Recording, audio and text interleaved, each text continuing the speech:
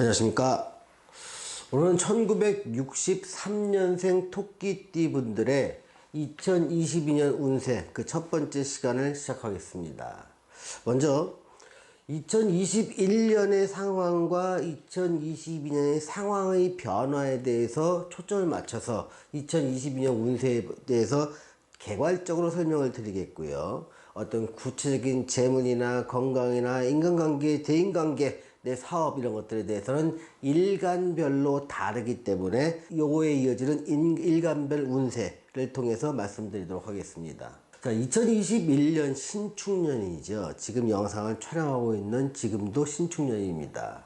근데 이 63년 토끼띠들은 이 신축년 한 해가 굉장히 어려운 한 해가 될 것 같습니다. 지금 영상을 찍는 게 5월이니까 아직도 상당히 한 많은 시간이 남았지만 상당히 우울한 시간을 가질 수 있습니다. 하지만 희망은 있습니다. 2022년이 기다리고 있습니다. 21년과 22년에 느끼는 차이를 좀 설명드리겠습니다. 지금 2021년 신축년에는요, 내 뜻대로 되는 일이 없더라.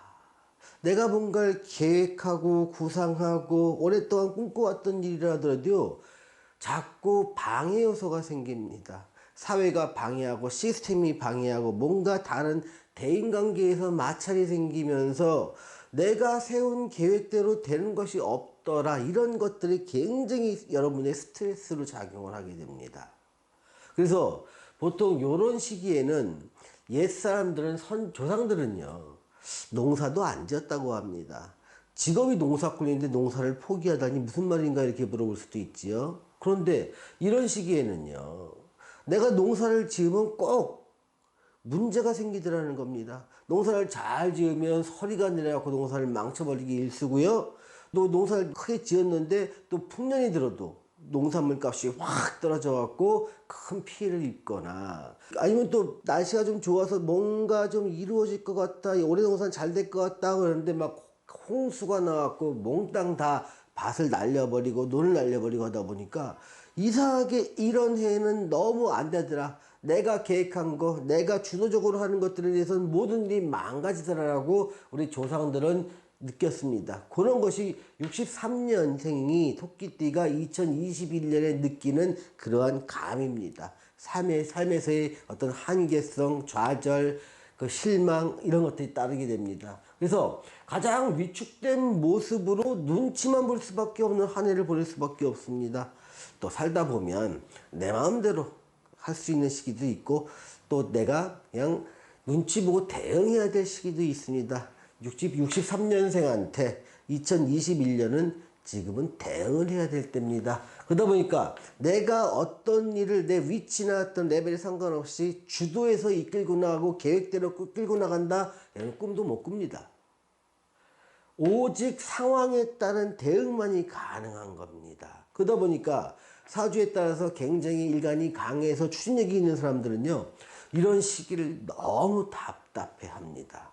하지만 세월이 주는 한계성이기 때문에 이걸 인위적으로 억지로 하려고 그러면 아주 커다란 문제에 봉착하게 됩니다. 마치 배를 몰고 나가는데 이런 시기에는 바람이 세게 부니까 바람을 타고 가면은 괜찮지만 바람을 거슬러 올라가야 될 항로라면 굉장히 문제가 심하다는 거죠. 대응하는 것은 어느 정도 막 할 수는 있지만 그 문제가 있는 걸 억지로 뚫고 나가려면 너무 많은 시간과 노력과 비용이 들어감에도 불구하고 결과는 그리 좋지 않다는 겁니다. 그런데 계획을 세울 수도 없고 선제 조치를 취할 수도 없으니 이 하늘만 멍하니 바라보는 시기가 됩니다. 그래서 보통 종교가 있는 분도요, 이때는 많이 하늘에 기도를 합니다. 기독교, 불교, 다른 종교 할 것 없이요, 간절하게 기도를 많이 올리는 시기가 바로 이런 시기가 됩니다. 그리고 달을 쳐다보면서 이 소원을 빌었는데, 정월 대보름날 소원을 빌었는데 안 이루어지니까 달만 쳐다보면서 원망도 해보는 시기가 있었는데 1963년생한테 2021년이 그러한 시기라는 것입니다.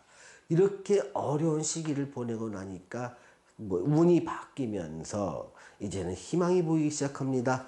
2022년이 돌아오기 시작하면, 즉 요런 운기는 사실은 2021년 말쯤에, 구체적으로는 그 동지 근처에서 왔다 갔다 합니다. 동지는 잘 모르겠죠. 자, 크리스마스를 중심으로 해서 전후에 한 달 전부터 이런 현상들이 보이기 시작한다 생각하시면 됩니다. 그래서 12월 초부터는요, 상황이 달라지게 됩니다. 어떻게?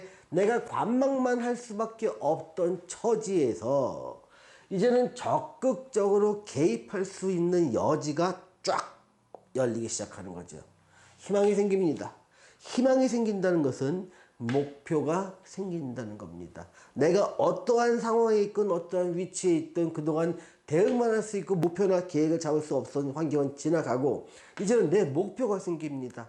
아, 내가 목표가 생기니까 저 목표를 달성하기 위해서 어떠한 일정으로 어떠한 시간적인 플랜들이 나오기 시작하는 거죠. 그걸 계획이라고 합니다. 목표가 있고 목표를 달성하기 위한 계획이 나오다 보니까 그러면 이 기간 동안에 어떤 일을 한다.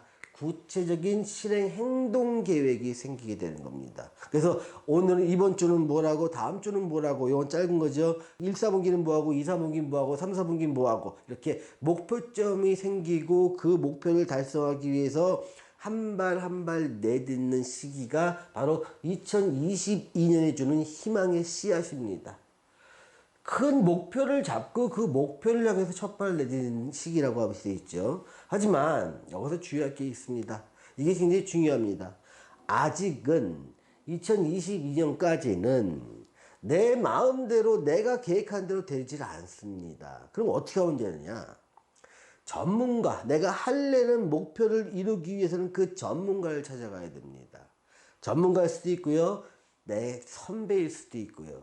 보통 나보다 그 영역에서 더 잘 알고 경력이 많은 사람, 이 사람들을 전문가나 선배, 나이가 떠나서요, 전문가나 선배라고 칭한다면 내 목표의 어떤 도단에 있는 그런 사람들의 전문가나 선배를 찾아가서 조언을 구하거나 도움을 구할 때 비로소 내 목표를 갖다가 달성할 수 있는 계획을 실행할 수 있는 시기가 됩니다. 아니야, 나는 혼자서 다 할 거야 라고 했을 때 이때는 어떻게 보면 일종의 망신수가 따라갑니다. 그래서 이런 시기에는요, 조금 이때보다는 낫습니다. 훨씬요. 그리고 실제 더 좋은 건요, 22년보다 23년이면 더 좋은 환경이 벌어집니다. 하지만 23년보다는 못해도 22년은요, 21년보다 더 낫기 때문에, 아, 이 정도면 그래도 살겠다. 목표가 생기고, 할 일이 생기고, 계획이 생기고, 매일매일의 어떤 계획이 생기다 보니까 사람이 숨 좀 쉬겠구나. 이런 느낌을 받게 되는 것입니다. 자, 오늘은 1963년생 토끼띠의 2022년 운세 첫 번째 시간을 가져보았습니다. 시청해주신 여러분, 감사합니다.